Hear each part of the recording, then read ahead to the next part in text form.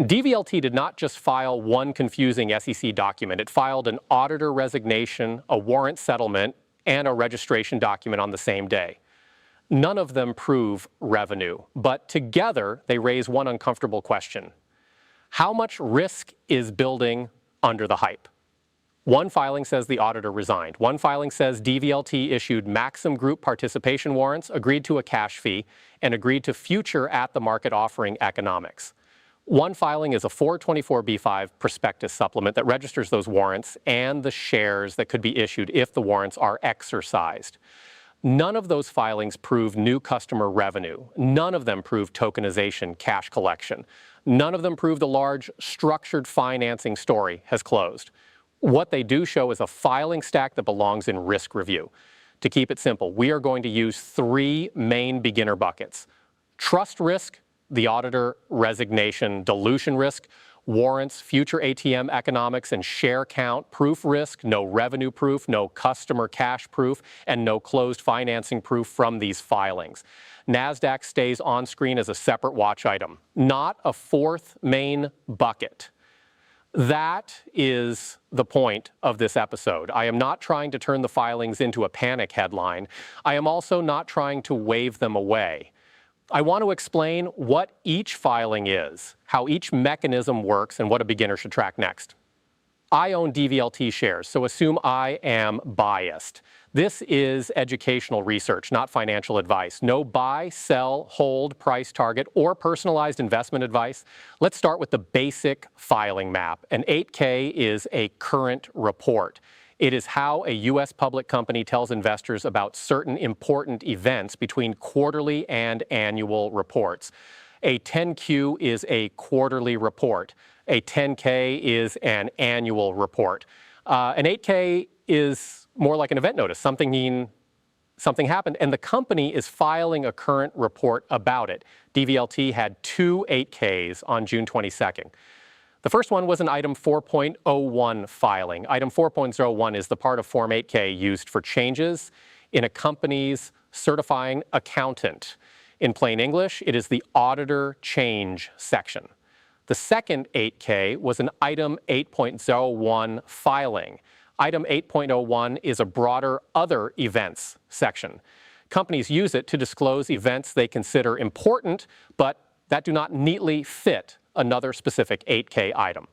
Then DVLT filed a 424B5 prospectus supplement. A 424B5 is not the same thing as an 8K. It is a securities offering document filed under Rule 424B5. When a company has an effective shelf registration statement, a prospectus supplement gives details about a specific offering or registered security. So the simple map is this: one auditor change 8K, one Maxim warrant 8K, and one prospectus supplement connected to those warrants. On screen, I want you to keep a simple scoreboard in mind. 8K item 4.01 means auditor change notice. Beginner translation: the outside auditor changed or left. Why it matters? Reporting and trust risk. 8K. Item 8.01 means other important event. Beginner translation: the company is disclosing something material that does not fit neatly into another bucket. Why it matters here: Maxim settlement, warrants, cash fee, and future ATM details. A warrant means the right to buy shares later at a fixed exercise price. Why it matters: possible future dilution. The exercise price is the price the warrant holder pays if exercising for cash. Why it matters here: the warrant exercise price is 0.6325, while the 424B5 used a 0.40 last sale reference from June 18th. The exercise date is when the warrant can start being used. Why it matters here: the 424B5 says the participation warrants are exercisable starting on the date of issuance. The expiration date is the last day the warrant can be used. Why it matters here: the filing says the term is 5 years from the May 3rd, 2026 prospectus supplement date, so the rough expiration date is May 3rd, 2031. A 424B5 is a prospectus supplement registering securities under an existing shelf. Why it matters: it is not automatically revenue proof, and it is not automatically current cash proof. An ATM offering means the company can sell shares into the market over time. Why it matters: future dilution risk if the company uses it. And the three buckets stay simple. Trust risk gets the auditor resignation. Dilution risk gets warrants, ATM, and share count. Proof risk gets the fact that these filings do not prove revenue, customer cash, or a closed financing tranche. Now let's go topic by topic. Topic 1, the auditor resignation. DVLT filed a Form 8K on June 22, 2026 for an event dated June 15, 2026. The filing says BPM LLP notified DVLT that it decided to resign as DVLT's independent registered public accounting firm, effective immediately. That phrase, independent registered public accounting firm, means the outside audit firm. Management prepares financial statements. The auditor is the outside professional firm that audits the annual financial statements and provides an audit report. An auditor is not there to prove the stock is good. An auditor is not there to guarantee the business model works. The auditor's job is tied to financial reporting, whether the financial statements are presented fairly in accordance with the applicable accounting framework, and whether the audit was performed under the relevant audit standards. For investors, the auditor is part of the trust system around public company financials. So when the auditor resigns, it is worth paying attention. It does not automatically mean fraud. It does not automatically mean the numbers are wrong. Auditors can resign for many reasons: client risk assessment, economics, staffing, strategic focus, disagreements, timing, or other firm-specific reasons. But it is still a yellow flag because the company now has to replace the outside firm responsible for auditing its financial statements. DVLT says it is in the process of selecting a successor auditor and will disclose that engagement once the selection process is complete. That gives us the first proof gate. Who is the new auditor? A reputable replacement named quickly would calm some concern. A long delay would increase concern. A replacement with weaker reputation or limited public company experience would also raise questions. Now let's talk about the less bad language in the auditor filing because it matters. DVLT says BPM's audit reports for fiscal 2025 and fiscal 2024 did not contain an adverse opinion or disclaimer of opinion. What does that mean? An adverse opinion is a very serious audit outcome. It means the auditor is saying the financial statements are materially misstated.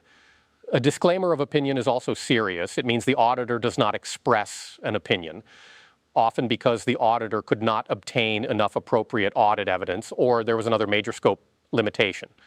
So when DVLT says BPM's reports did not contain an adverse opinion or disclaimer, that is the less bad side of the filing. DVLT also says BPM's reports were not qualified or modified as to uncertainty, audit scope, or accounting principles. For beginners, a qualified or modified report is a warning that something about the audit opinion is not clean in the normal way. It might relate to a specific accounting issue, a scope limitation, or uncertainty. DVLT is saying that was not the case for BPM's 2025 and 2024 reports. Then there is the no disagreements language. DVLT says there were no disagreements with BPM on accounting principles or practices, financial statement disclosure, or auditing scope and procedure during fiscal 2025, fiscal 2024, and the interim period through June 15, 2026.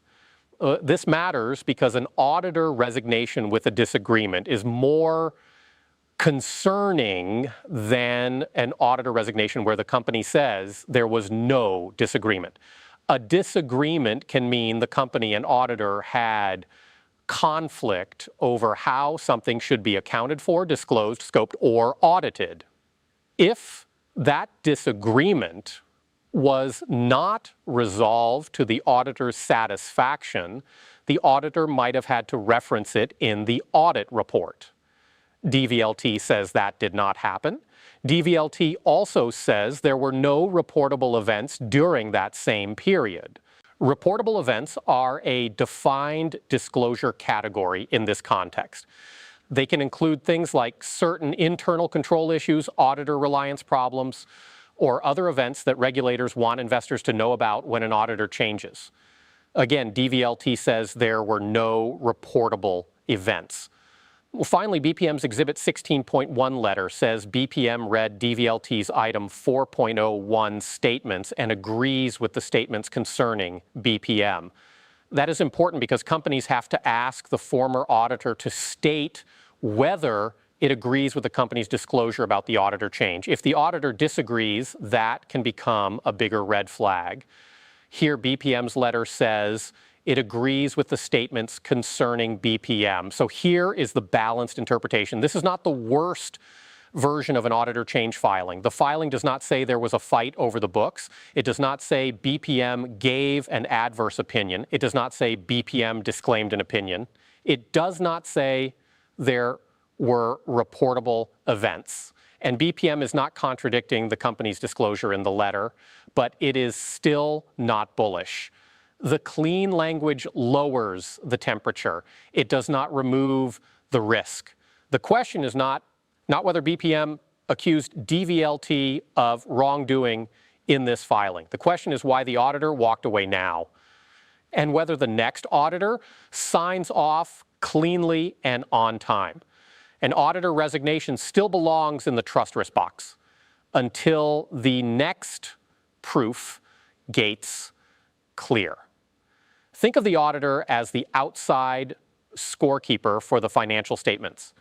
If the scorekeeper leaves, you do not immediately assume the scoreboard was fake. But you do ask who the next scorekeeper is, how quickly they arrive, and whether the next official scoreboard is delivered on time. That is the beginner-friendly takeaway for topic 1. Now, topic 2, the Maxim warrant 8K. DVLT filed a separate June 22nd Form 8K under item 8.01. This one is not about the auditor, it is about Maxim Group. Maxim is not a DVLT customer in this filing. Maxim is not the new auditor. Maxim is not being shown here as a product buyer. In this filing, Maxim is a capital markets firm connected to prior financing arrangements. So when DVLT pays Maxim or gives Maxim warrants, that is not customer revenue. It is financing-related compensation. The filing says DVLT issued to Maxim or its designees participation warrants to purchase up to 227,272 shares of DVLT common stock. Let's slow that down. A warrant is a security that gives the holder the right to buy stock under specified terms. It is not the same as a common share today. It is more like an option-style instrument. If the terms make sense and the holder chooses to exercise, the warrant can turn into common shares later. That is why warrants matter for dilution. Dilution means the share count can increase.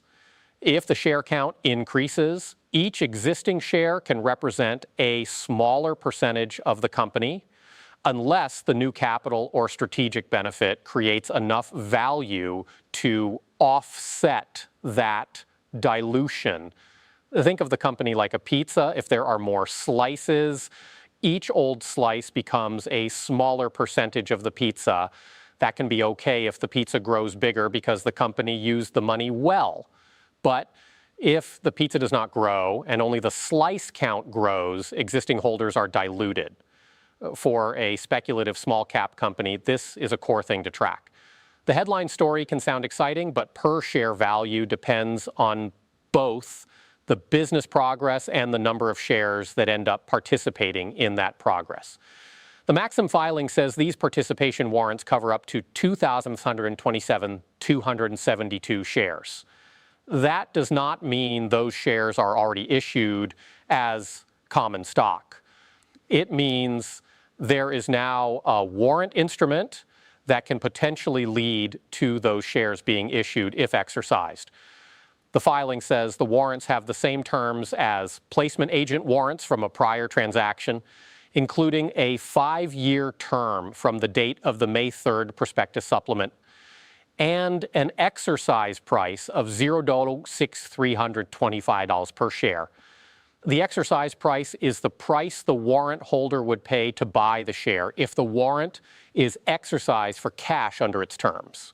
The companion prospectus supplement also says DVLT's last reported Nasdaq sale price on June 18, 2026 was $0.40 per share. Do not turn that into a prediction. It does not mean the stock will or will not move. It does not mean the warrants will or will not be exercised. It simply gives a market price reference in the prospectus. At that referenced point, the exercise price was above the last reported sale price. Now here's the warrant timeline in beginner terms. DVLT issued the Maxim participation warrants on or about June 22nd, 2026. The warrants are exercisable starting on the date of issuance, so Maxim or its designees can technically exercise once the warrants exist and the terms allow it. But the exercise price is $0.625 per share, while the prospectus reference price was $0.40 on June 18, 2026. So at that reference price, the warrants were out of the money. Out of the money means the exercise price is higher than the stock reference price. If you can buy a share in the market around 40 cents, you normally would not pay 63.25 cents through a warrant just to get the same type of share. That does not mean the warrants are worthless. It means they become economically interesting if the stock trades above the exercise price or if some specific warrant mechanic changes the economics. The term is 5 years from the May 3rd, 2026 prospectus supplement date. So the rough expiration date is May 3rd, 2031. That 5-year term matters because time itself has value. Maxim does not need the warrant to be profitable today. It only needs DVLT to trade above 0.6325 at some point before roughly May 3rd, 2031. That long window is why the warrant can still have value even when the stock is below the exercise price today. Here is the simple math. 2,727,272 warrants multiplied by a $0.6325 exercise price equals about 1.725 million of possible gross cash if every warrant is exercised for cash. But that is not cash DVLT already has. The 424B5 says DVLT will not receive any proceeds from the warrant offering itself. Cash would come later only if warrants are actually exercised for cash. And if a warrant is exercised through a cashless exercise mechanic, the company may receive less cash or no cash from that exercise while still issuing a net number of shares. The warrant form incorporated by reference includes a cashless exercise formula. Here is a simplified example so the idea is clear. If the stock were $1.0 and the warrant strike were 0.6325, the in-the-money value would be 0.3675 per warrant. In a simplified cashless exercise, instead of Maxim paying cash for all shares, Maxim could receive a smaller net number of shares based on that value. Using that simple $1 example, one warrant would have economic value equal to about 0.3675 of a share before other real-world details. So if you applied that simplified math to 2,127,272 warrants, the rough net share number would be about 1.0 million shares, not the full 2.7 million shares, and the company would not receive the full cash exercise amount. The exact result would depend on the actual warrant terms, market price, timing, and exercise mechanics. The beginner lesson is this: cash exercise can bring cash to the company. Cashless exercise can still create share issuance while bringing less cash or no cash. That is why cashless exercise can be frustrating for common shareholders. Dilution can happen without the company receiving the full cash exercise amount. Now, the next beginner question is, can Maxim exercise and sell? Potentially, yes, but think of it as a chain. First, the warrant has to be exercised. Second, DVLT has to issue the common shares under the warrant mechanics. Third, if the shares are registered and tradable, Maxim or its designees may be able to sell them. It may not be instant because there can be transfer agent processing, broker processing, trading rules, ownership limits, and other mechanics. But the important market idea is this. If the stock trades above 0.6325, those warrants can become potential sellable share supply. So do not automatically translate warrants into money for the company. Here is the first refrain. Registered does not mean funded. Exercisable does not mean exercised. Financing does not mean revenue. Now the filing also says DVLT agreed to pay Maxim a cash fee of $50,000. For beginners, this is separate from the warrant count. The company is saying there is a cash fee to Maxim. The next financial statements should help investors see how that fee is accounted for, whether paid, accrued, classified as an expense, included in financing costs, or otherwise reflected. The exact accounting treatment is not something I am going to invent from this script. The proof gate is simply watch the next financials for where the fee shows up. And here's the investor takeaway, that $1.05 million is not being spent to build product, buy customers, or prove customer revenue. Based on the filing, it is a capital markets cleanup cost tied to settlement and participation right economics. Now, why did this happen? The filing says the participation warrants are being issued in connection with settlement of certain matters between DVLT and Maxim, and in consideration of Maxim's waiver of its right of participation related to a prior May 2026 transaction. In simple terms, a participation right is a prior deal term that can give a financing partner the right to be included in future financing transactions. Think of it like a reserved seat at the financing table. If the company later does a financing without that partner, the company may need a waiver, settlement, or compensation to clean up that right. That appears to be the bucket here.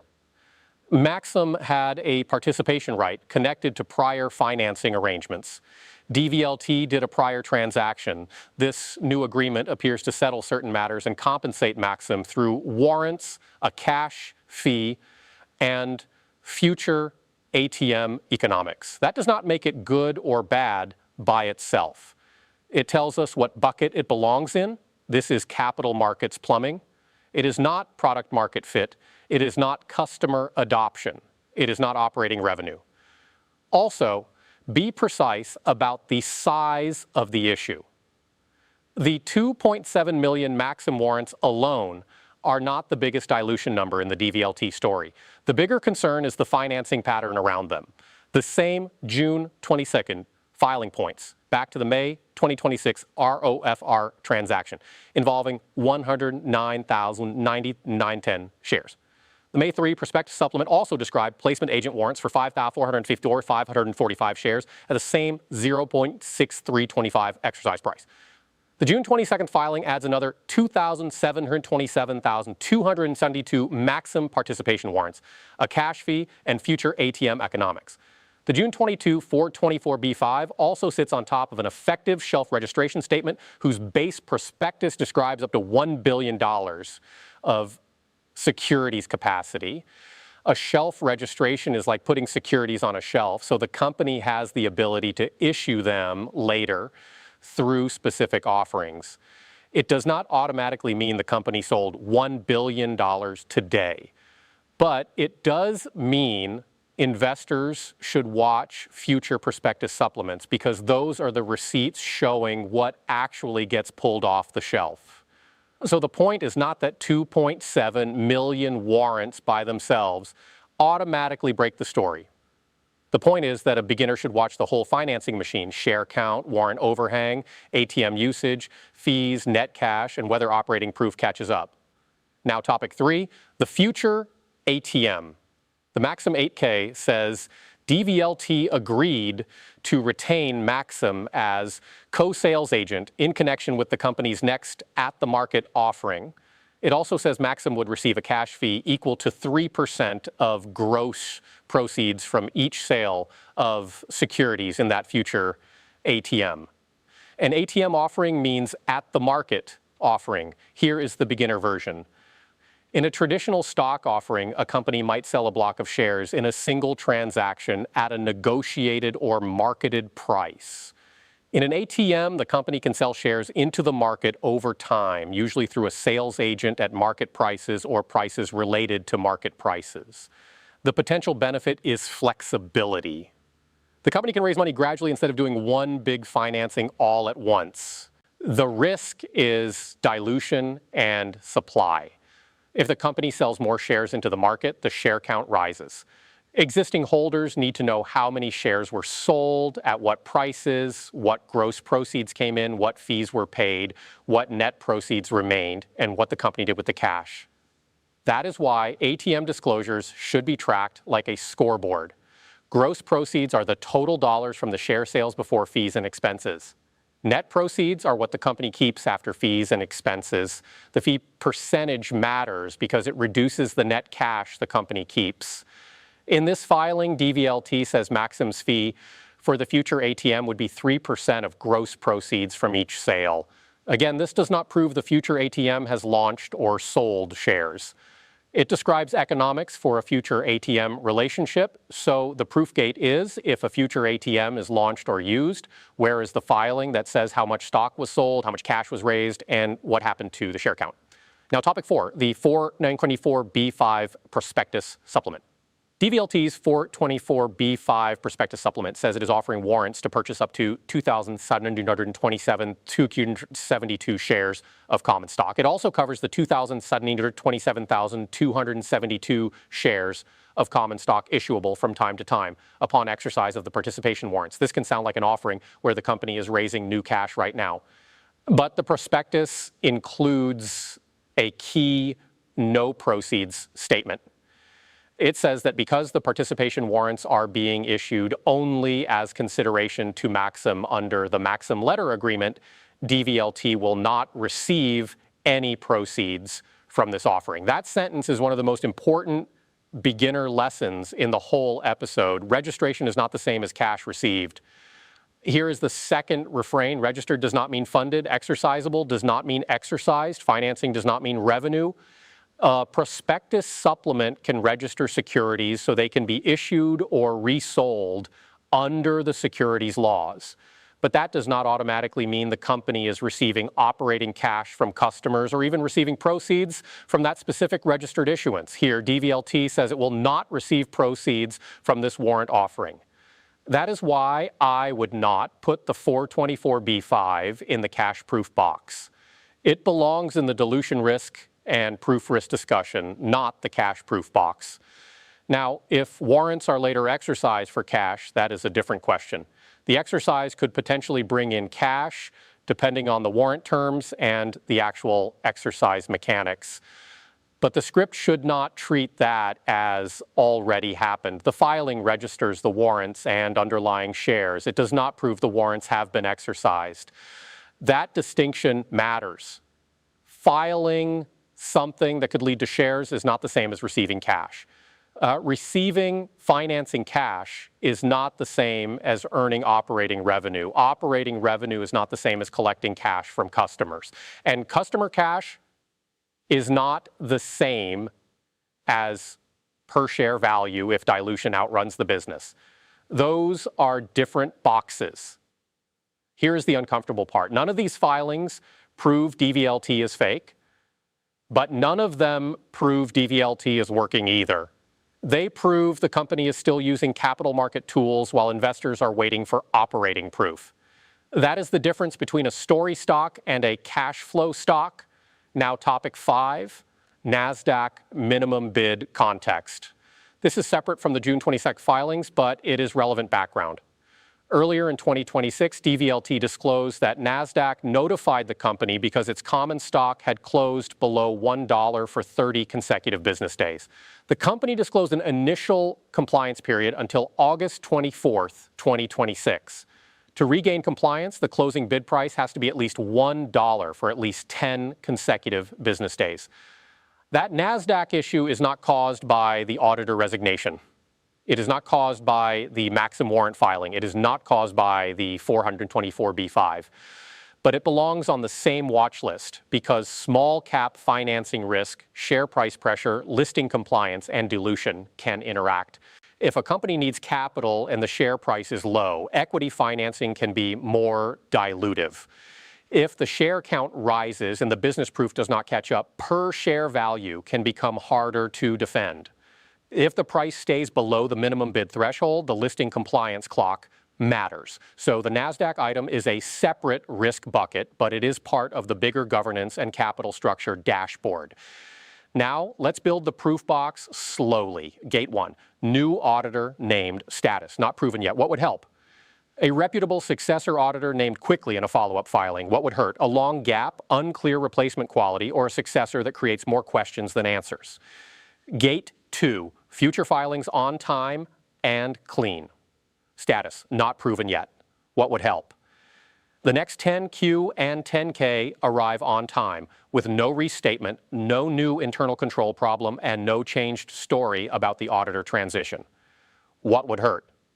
Late financials, amended filings, restatements, or a later disclosure that contradicts the clean, no disagreement framing. Gate 3, Maxim cash fee accounting. Status, watch the next financials.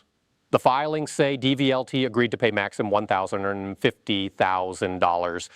The next question is how that shows up in the financial statements and whether it is clearly explained. Gate 4, warrant exercise. Status, not proven yet. The filings discuss warrants to purchase up to 2,727,272 shares. That is potential dilution. It is not the same as saying the warrants have already been exercised. Gate 5, future ATM launched or used. Status, not proven yet. The filing describes future ATM economics with Maxim. It does not prove the future ATM has sold stock. If the ATM is used, investors should track gross proceeds, fees, net proceeds, shares sold, and use of cash. Gate 6, proceeds from the warrant offering. Status, no proceeds from this offering according to the 424B5. That is not my opinion. That is the prospectus supplement's stated framing. Again, a later warrant exercise could be a separate thing, but this offering itself is not cash proof for DVLT. Gate 7, revenue or customer cash.